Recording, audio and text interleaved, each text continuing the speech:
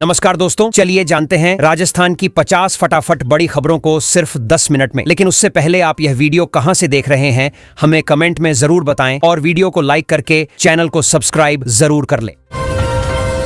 जयपुर में आयोजित विदेश संपर्क कार्यक्रम के दौरान राज्य में पर्यटन निवेश बढ़ाने, विदेशी पर्यटकों को आकर्षित करने और राजस्थान की सांस्कृतिक विरासत को वैश्विक स्तर पर प्रचारित करने पर विशेष चर्चा हुई। अधिकारियों ने बताया कि आने वाले समय में अंतर्राष्ट्रीय सहयोग बढ़ाने के साथ पर्यटन सुविधाओं को और बेहतर बनाया जाएगा, जिससे स्थानीय लोगों को भी रोजगार के नए अवसर मिल सकेंगे।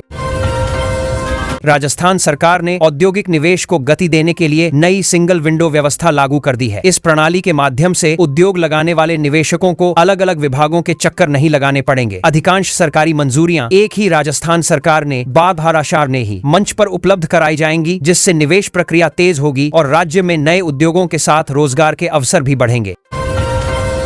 राजस्थान विधानसभा के 75 वर्ष पूरे होने के अवसर पर आयोजित विशेष कार्यक्रमों में लोकतंत्र, सुशासन और जनकल्याण से जुड़े विषयों पर विस्तार से चर्चा की गई। जनप्रतिनिधियों ने विधानसभा की ऐतिहासिक भूमिका को याद करते हुए भविष्य में अधिक पारदर्शी और प्रभावी प्रशासन सुनिश्चित करने के लिए कई महत्वपूर्ण सुझाव भी साझा किए। राज्य सरकार ने सरकारी अस्पतालों में दवाओं की उपलब्धता पर नजर रखने के लिए ऑनलाइन मॉनिटरिंग व्यवस्था शुरू कर दी है। अब दवाओं का स्टॉक डिजिटल माध्यम से देखा जा सकेगा, जिससे समय रहते नई आपूर्ति सुनिश्चित होगी। इस पहल का उद्देश्य मरीजों को आवश्यक दवाएं बिना किसी परेशानी के समय पर उपलब्ध कराना है। गवर्नेंस को मजबूत बनाने की दिशा में राजस्थान के सभी पंचायत मुख्यालयों को हाई स्पीड इंटरनेट नेटवर्क से जोड़ने का काम तेज कर दिया गया है। इससे ग्रामीण क्षेत्रों में ऑनलाइन सरकारी सेवाओं का लाभ आसानी से मिलेगा। साथ ही शिक्षा, स्वास्थ्य और डिजिटल प्रशासन से जुड़ी सुविधाएं भी पहले की तुलना में अधिक प्रभावी ढंग से संचालित की जा सकेंगी। राज्य सरकार युवाओं को रोजगार उपलब्ध कराने के उद्देश्य से विभिन्न जिलों में राज्य स्तरीय प्लेसमेंट मेलों का आयोजन करने जा रही है। इन मेलों में निजी और औद्योगिक क्षेत्र की कई कंपनियां भाग लेंगी। योग्य अभ्यर्थियों को एक ही स्थान पर साक्षात्कार देने और रोजगार के बेहतर अवसर प्राप्त करने का मौका मिलेगा। पर्यटन विभाग ने मानसून सीजन को ध्यान में रखते हुए राज्य के इको टूरिज्म स्थलों के विकास की नई योजना तैयार की है। प्राकृतिक सौंदर्य वाले क्षेत्रों में पर्यटकों के लिए बेहतर सुविधाएं विकसित की जाएंगी। इससे पर्यटन को बढ़ावा मिलेगा, स्थानीय लोगों की आय बढ़ेगी और पर्यावरण संरक्षण को भी नई मजबूती मिलने की उम्मीद है। राजस्व रिकॉर्ड के डिजिटलीकरण का कार्य तेजी से आगे बढ़ रहा है। अब आम नागरिकों को खसरा, खतौनी और अन्य भूमि संबंधी दस्तावेज ऑनलाइन आसानी से उपलब्ध हो रहे हैं। इससे सरकारी कार्यालयों के बार चक्कर लगाने की जरूरत कम होगी और भूमि रिकॉर्ड से जुड़े कार्य पहले की तुलना में अधिक पारदर्शी और सरल बनेंगे। मुख्यमंत्री कार्यालय ने विकसित राजस्थान एट 2047 के विजन को साकार करने के लिए विशेषज्ञों की एक उच्च स्तरीय समिति का गठन किया है। यह समिति शिक्षा, स्वास्थ्य, उद्योग, कृषि और बुनियादी ढांचे सहित विभिन्न क्षेत्रों में दीर्घकालिक विकास की रणनीति तैयार करेगी, जिससे राज्य को भविष्य की आवश्यकताओं के अनुरूप विकसित किया जा सके। सरकारी स्कूलों में आधुनिक शिक्षा को बढ़ावा देने के लिए स्मार्ट क्लासरूम स्थापित करने का कार्य तेजी से आगे बढ़ रहा है। नई डिजिटल तकनीकों के माध्यम से विद्यार्थियों को बेहतर शिक्षण सामग्री उपलब्ध कराई जाएगी। सरकार का उद्देश्य ग्रामीण और शहरी क्षेत्रों के छात्रों को समान गुणवत्ता वाली आधुनिक शिक्षा उपलब्ध कराना है। जयपुर के युवा खिलाड़ियों ने राज्य स्तरीय एथलेटिक्स प्रतियोगिता में शानदार प्रदर्शन करते हुए कई स्वर्ण पदक अपने नाम किए हैं। खिलाड़ियों की इस उपलब्धि से प्रदेश का खेल जगत उत्साहित है। खेल विभाग ने विजेता खिलाड़ियों को आगे राष्ट्रीय प्रतियोगिताओं की तैयारी के लिए बेहतर प्रशिक्षण, सुविधाएं और आवश्यक सहयोग उपलब्ध कराने की बात कही है। राजस्थान के विश्वविद्यालयों में अनुसंधान को बढ़ावा देने के लिए नई स्कॉलरशिप योजना लागू की गई है। इस योजना के तहत शोध करने वाले विद्यार्थियों को आर्थिक सहायता और आधुनिक संसाधनों का लाभ मिलेगा। सरकार का मानना है कि इससे उच्च शिक्षा की गुणवत्ता बढ़ेगी और नवाचार आधारित शोध कार्यों को नई दिशा मिलेगी।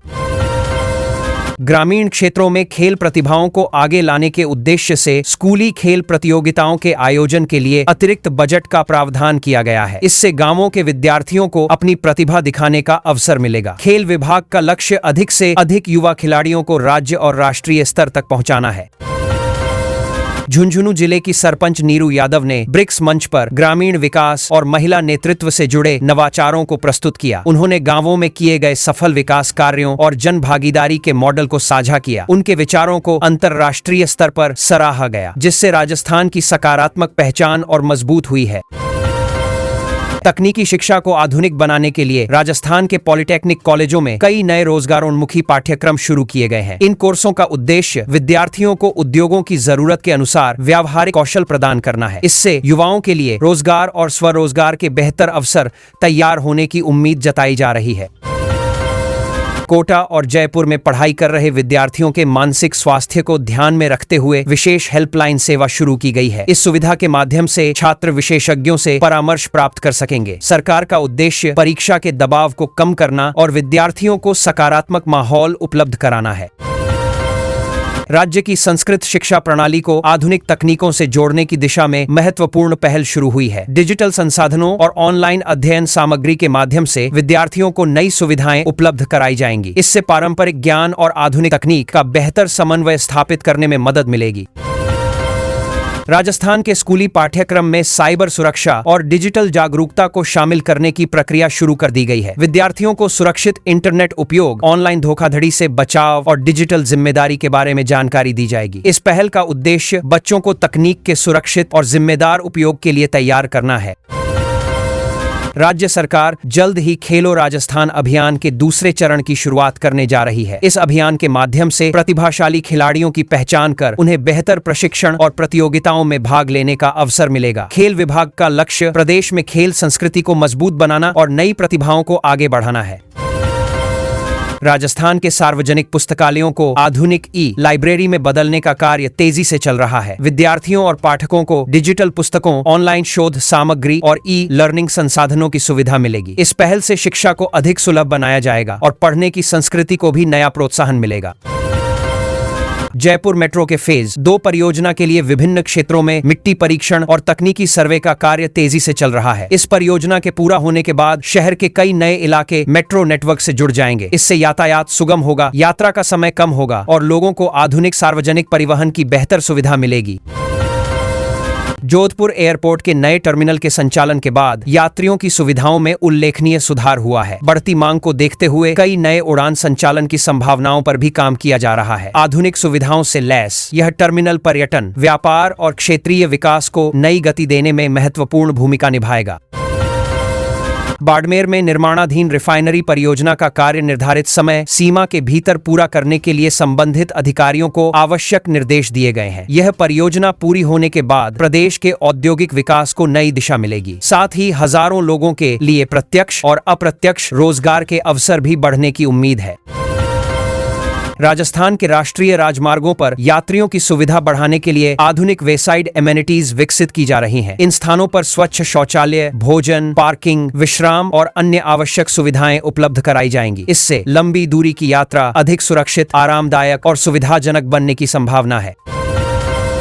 चूरू सादुलपुर रेल मार्ग के दोहरीकरण का कार्य पूरा होने के बाद इस रूट पर रेल संचालन पहले की तुलना में अधिक सुचारू हो गया है। ट्रेनों की आवाजाही में आसानी आई है और यात्रा समय में भी सुधार देखने को मिल रहा है। इससे यात्रियों और मालिकार्यक संबंधित परिवहन दोनों को महत्वपूर्ण लाभ मिलने की उम्मीद है। बीकानेर में सौर ऊर्जा उत्पादन क्षमता बढ़ाने के उद्देश्य से अतिरिक्त 500 मेगावाट क्षमता विकसित करने का प्रस्ताव तैयार किया गया है। इस पहल से स्वच्छ ऊर्जा उत्पादन को बढ़ावा मिलेगा और राज्य की बिजली व्यवस्था को मजबूती मिलेगी।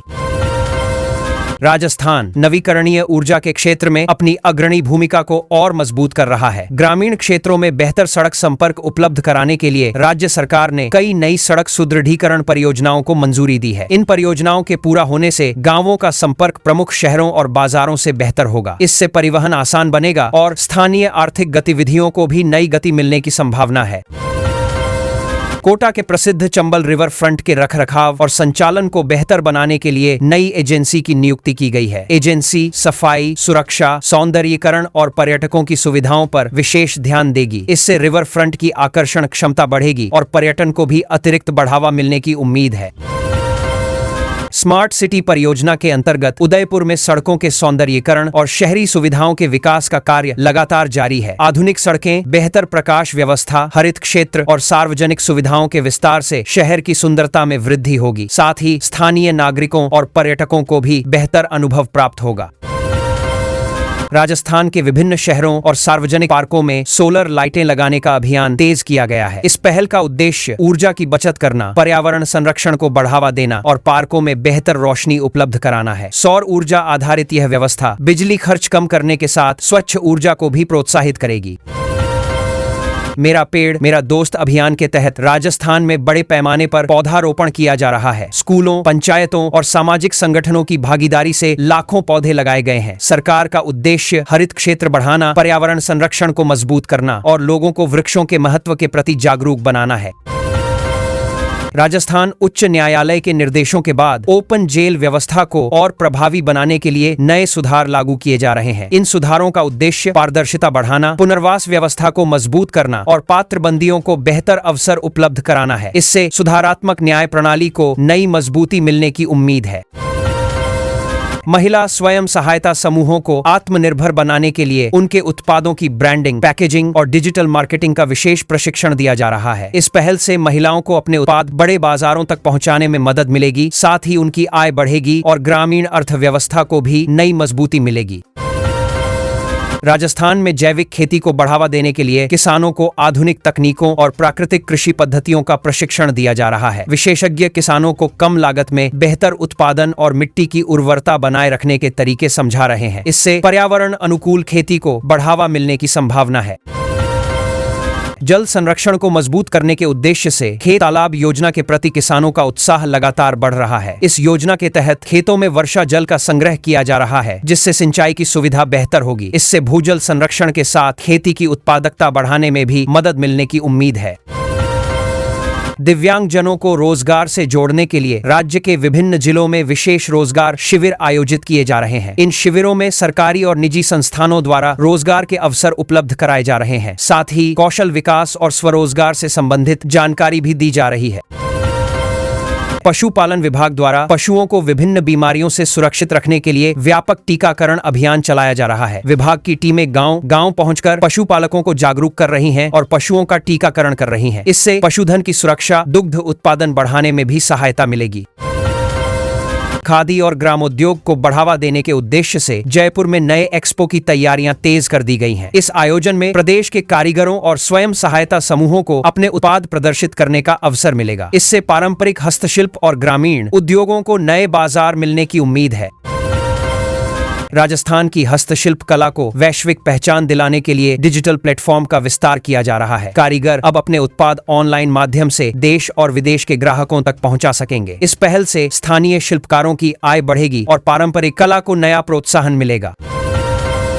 बुजुर्गों को घर पर ही बेहतर स्वास्थ्य सुविधाएं उपलब्ध कराने के उद्देश्य से नई पहल शुरू की गई है। इसके तहत चिकित्सा दल जरूरतमंद वरिष्ठ नागरिकों के घर पहुंचकर स्वास्थ्य जांच और आवश्यक परामर्श प्रदान करेंगे। इस व्यवस्था से बुजुर्गों को अस्पताल जाने की परेशानी कम होगी और समय पर इलाज मिल सकेगा।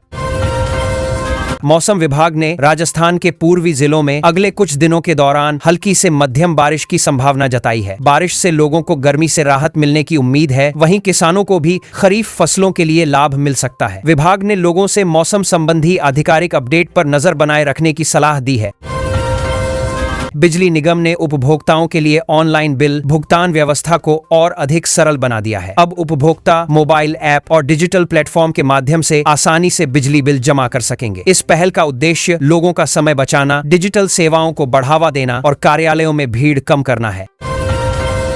राजस्थान के डेयरी संघों ने दूध उत्पादन बढ़ाने के लिए आधुनिक तकनीकों और वैज्ञानिक पशुपालन पद्धतियों को अपनाना शुरू किया है। पशुपालकों को बेहतर नस्ल, संतुलित पशु आहार और आधुनिक प्रबंधन की जानकारी दी जा रही है। इससे दूध उत्पादन बढ़ने के साथ ग्रामीण अर्थव्यवस्था को भी मजबूती मिलने की उम्मीद है।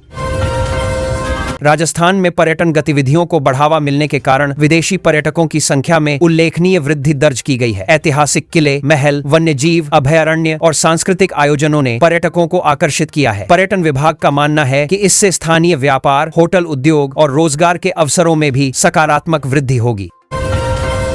राज्य का कला एवं संस्कृति विभाग लोक कलाकारों को प्रोत्साहित करने के लिए विभिन्न सांस्कृतिक कार्यक्रमों और विशेष प्रदर्शनियों का आयोजन कर रहा है। इन आयोजनों के माध्यम से प्रदेश की समृद्ध लोक संस्कृति को नई पहचान मिल रही है। साथ ही युवा पीढ़ी को पारंपरिक कला और संस्कृति से जोड़ने का भी प्रयास किया जा रहा है।